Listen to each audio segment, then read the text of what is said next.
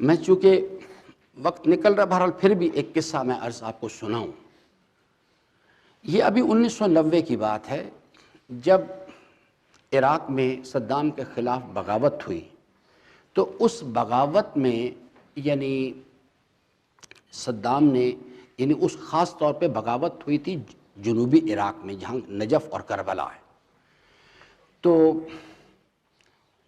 وہاں پہ صدام نے اپنی فوج بھیجی، انہوں نے دوبارہ ریٹیلیٹ کیا اور بہت ہزاروں مومنین شیعہ حضرات قتل کر دیے گئے، اس میں شہید ہو گئے۔ جب وہ بہت سارے لوگ گرفتار کر لیے گئے، ان میں سے ایک آدمی جو ان گرفتار حضرات میں سے تھا، اس نے یہ خود قصہ سنایا۔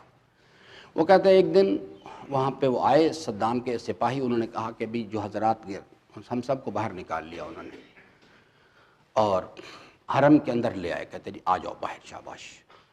پھر اس نے اسی تھوڑی دیر میں صدام کا داماد، اس کا نام تھا طٰہٰ حسین، وہ آ گیا اور اس نے تمام جو قیدی حضرات تھے جن کو گرفتار کیا گیا تھا اس واسطے کہ انہوں نے اس میں موومنٹ میں حصہ لیا تھا، اس نے کہا تم میں سے کون فرد ہے، آپ صدام حسین کا ساتھ دینا چاہتے ہیں یا امام حسین کے ساتھ ہیں؟ تو کہتے ہیں جب اس نے پہلی مرتبہ کہا تو سب لوگ خاموش ہے، کوئی نہیں بولا۔ اس نے پھر سوال کیا آپ میں سے کون کون ہے جو امام حسین کا ساتھ دینا چاہتا ہے؟ تو کہتے ہیں پھر ایک جوان کھڑا ہو گیا، اس نے کہا باہر آؤ۔ وہ جوان باہر آ گیا، اس نے کہا میں امام حسین علیہ السلام کا ساتھ دینا چاہتا ہوں۔ اس نے کلاشنکوف پڑی تھی، جب مشین گن پڑی تھی، اٹھائی، فائر کھولا، اسے اڑا دیا۔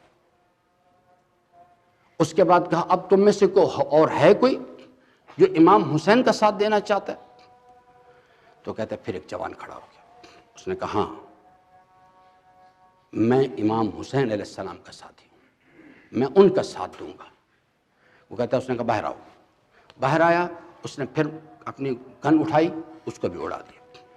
یہ شخص جو یہ سارا منظر دیکھ رہا تھا، وہ کہتا ہے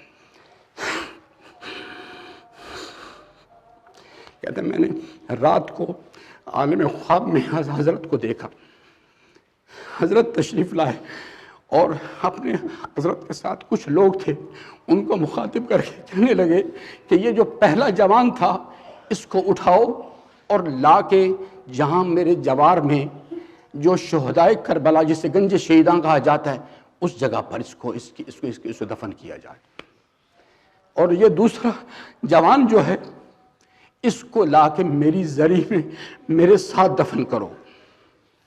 وہ کہتا ہے میں اسی حالت میں حضرت کی خدمت میں گیا اور میں کہا فرزند رسول دونوں جوانوں نے آپ کی محبت میں قربانی دی ہے، آخر فرق کیوں آپ نے کیا؟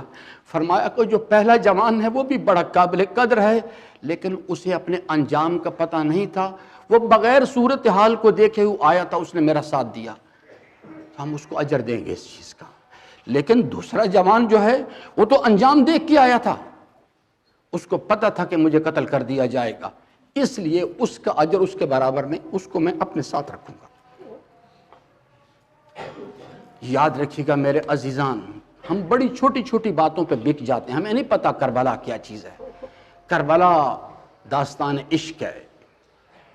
میری آخری جملے، اسے صرف عاشق سمجھا کرتے ہیں اور عاشق ہی اس راستے پہ چلا کرتے ہیں، باقی میرے جیسے لوگ یا مجلسیں پڑھتے ہیں یا مجلسیں سنتے ہیں اور کیلکولیٹر پہ حساب کرتے رہتے ہیں کہ اس کا کتنا ثواب ہو گیا، اس کا کتنا ثواب ہو گیا۔ کربلا راہ عشق ہے، جو انسان اپنے امام کی محبت میں ایک فجر کی نماز کے لیے 5 منٹ کے آرام کو قربان نہیں کر سکتا، وہ کیا گمان کرتا ہے کہ کل جب وقت آئے گا اپنا علی اکبر قربان کرنے کا، جب وقت آئے گا اپنا وجود قربان کرنے کا، تو وہ قربانی دے گا اس چیز کے لیے۔